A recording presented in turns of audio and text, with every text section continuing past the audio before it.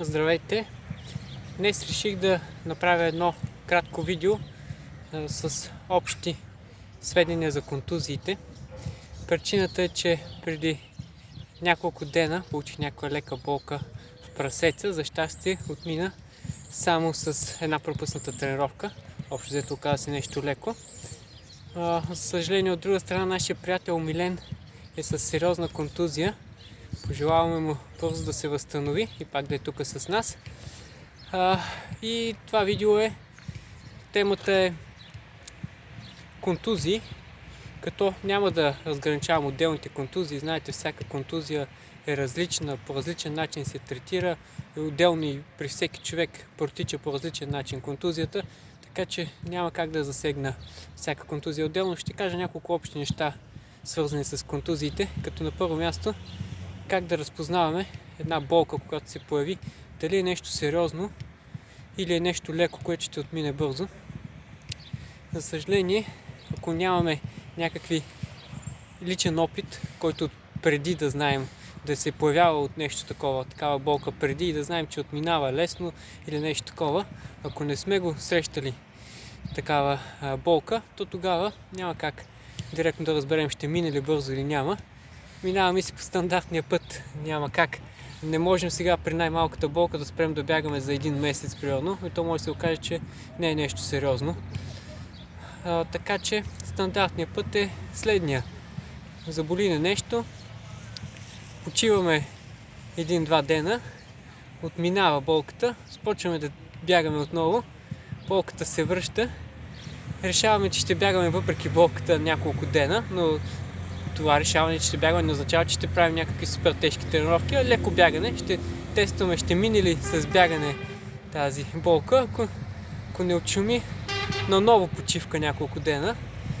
След това се стига до лекар, който казва, няма да бягате 2 месеца. Ние, разбира се, след една седмица физиотерапия и някакво лекарство и решаваме, че сме по-добре. Отново пробваме. И вече ако и тогава не стане, трябва наистина да осъзнаем, че проблема е сериозен и да си дадем една голяма почивка. Ако не минем през тези всички стъпки, както и казах, то не знаем, всъщност може да е нещо леко, да няма смисъл от такива големи паузи, ако наистина няма сериозна контузия. Много често има такива, понякога преумора, някакви такива леки травми, които минават наистина бързо. От личен опит казвам, както и сега беше тази седмица. Какво може да ви посъветвам? Как да разпознаваме лекото от по-тежкото? Нещо стандартно е, например, ако да кажем не заболят някакви колена или глезене или нещо такова, но скоро сме сменили обувки, това е голям сигнал. Смяната на обувки много често може да доведе до някакви болешки, някакви леки такива болки. Връщаме старите обувки, ако трябва за малко, или купуваме някакви други нови, ако след проба от известно време наистина се появява нещо. То аз лично като си взема нови обувки не тръгвам веднага и вече всичко да правя с нея. Още пазя старите, редувам един ден с новите старите, докато ми свикне кръка. Дори да вземем скъпи обувки и те са по-различни, разбира се, ако не са същия модел, разбира се, като старите. Те са по-различни, може дори да са по-хубави, но първоначално тялото ни е свикнало с нещо друго. Трябва малко време за адаптация, а затова при нови обувки един ден ги обуя, на следващия ден бягам пак с старите, на следващия ден пак обуя новите, така докато свикна с тези новите. Така че ако сме сменили скоро обувките, може някаква лека болка да е от обувки, всъщност да не е от контузия, връщаме старите обувки, пробваме, а не да си мислим, че е някакъв сериозен проблем. Друг случай, в който е възможно да бъде нещо леко и да се разминем с малко време, е сигнал, че не е сериозна контузията, ако едновременно се появи в двата крака някаква болка. Например, ако в двете колена в един и същи момент се появи някаква болка, възможно е, не е сигурно, разбира се, да бъде нещо леко, защото много малко вероятно едновременно и двете колена да получим някаква сериозна, да кажем, някакъв минускъв, някакви разкъсвания, някакви големи проблеми едновременно на двете колена, не знам, малко вероятно е. Така че, ако от двете страни, на двата крака, да кажем, двата пръстци или двата глезена, то най-вероятно е някаква преумора. Така че в такива случаи малка почивка, нали, пак ще пробваме с леки бягания, докато, нали, ако наистина после се усложнява и става по-тежко, да, ще се спрем, но за такива равномерно от двете страни има шанс да бъде нещо леко, не е гарантирано, но има шанс, може да се пробва. Друго, какво може да кажем? Разбира се, ако си знаем си какво сме правили. Ако предната седмица при нормални бягания от 10-15 км, ако съм направил някое ултрабягане 60 км, да кажем, и нормално следващата седмица всичко да ме боли. След като отмине тази седмица, ако продължи още да ме боли, значи може и да има някакъв сериозен проблем, но нормално при голям стрес да има някакви болки, които може да отминат отново. Друго, което да кажа, бягане, да бягате докато с някаква болка, кога има смисъл, нали, и дали по-добре да почиваме или да бягаме с някаква болка. Има такива разни болешки, които съм забелязал лично при моя опит, сега не знам при вас дали ще подейства, но с леко бягане някои болешки отминават, колкото и странно да е това. По-добре отколкото почивка, някакво леко бягане, но това са някакви леки дребни неща, които дори не мога да ги... Аз дори не ги наричам контузия, наричам ги някакви болешки, такива леки. Отминават с...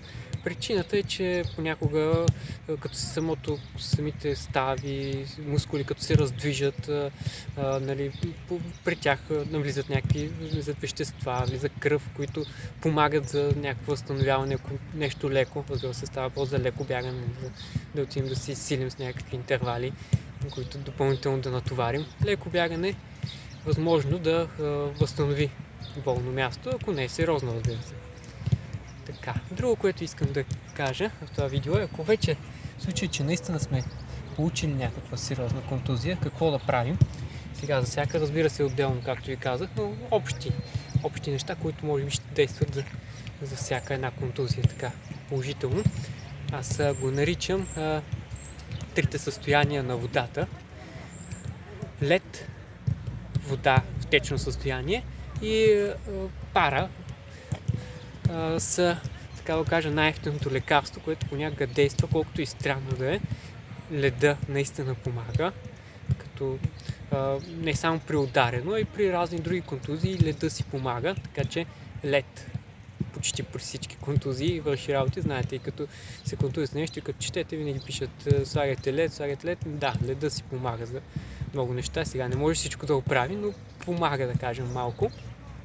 Другото нещо, течното състояние, вода трябва да се пие много. Когато сме контузини, дори да не сме контузини, за да не се контузим, вода трябва да се пие.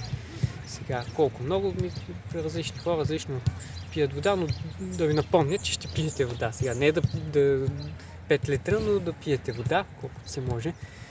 Така, колкото и желание имате, разбира се. Водата също помага страшно много за контузия и не само. Така че това е второто състояние на водата и накрая пара да го нарека.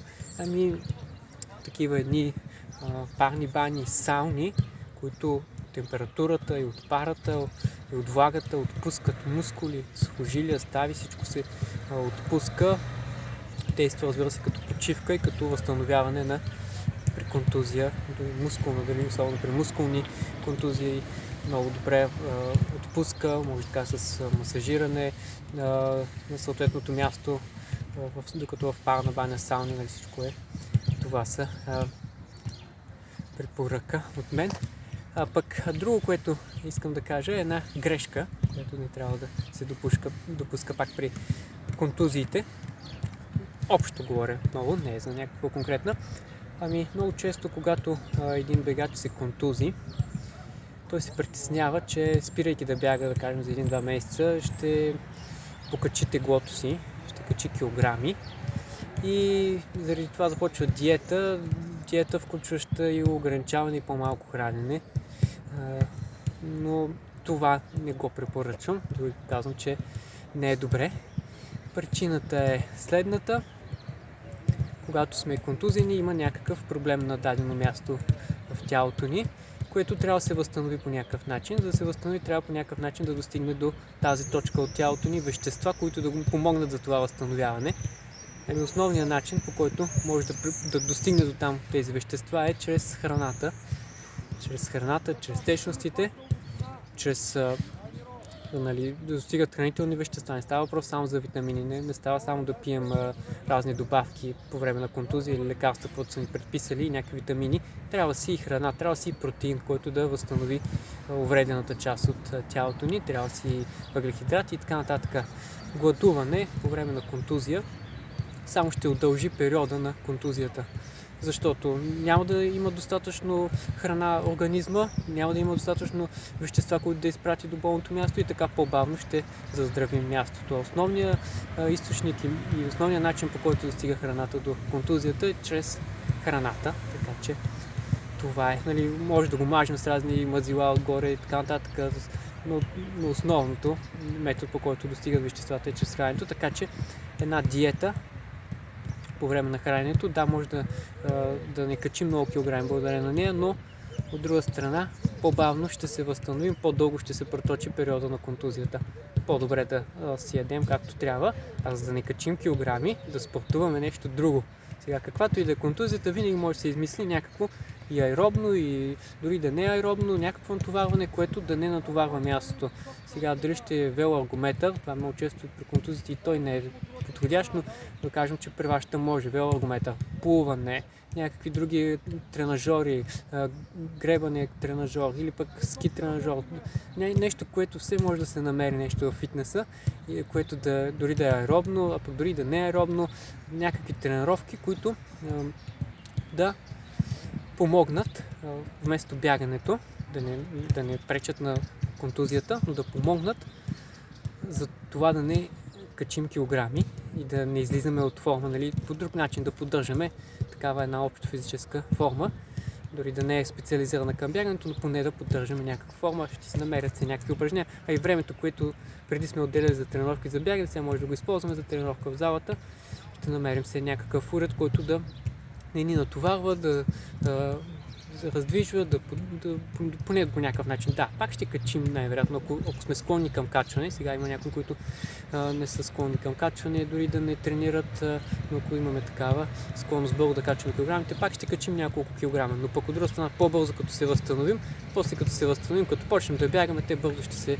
се върнем на нормалното тегло, защото бързо качените килограми, знаете, че те могат да бъдат и бързо свалени, като влезнем отново в стария си ритъм. Това искам да кажа за сега това видео. Иначе отделните контузии, за всяка по-отделно, доста обширно трябва да се говори. То първо как да се определи коя е тя, нали, вече и лекар си трябва да се види, не става, но тук няколко общи приказки да кажа и отново да ви поздравя. Продължаваме с видеята, така че очаквайте скоро още нови видеа. Довиждане от сега. Сега си продължавам лекото бягане и до следващия път.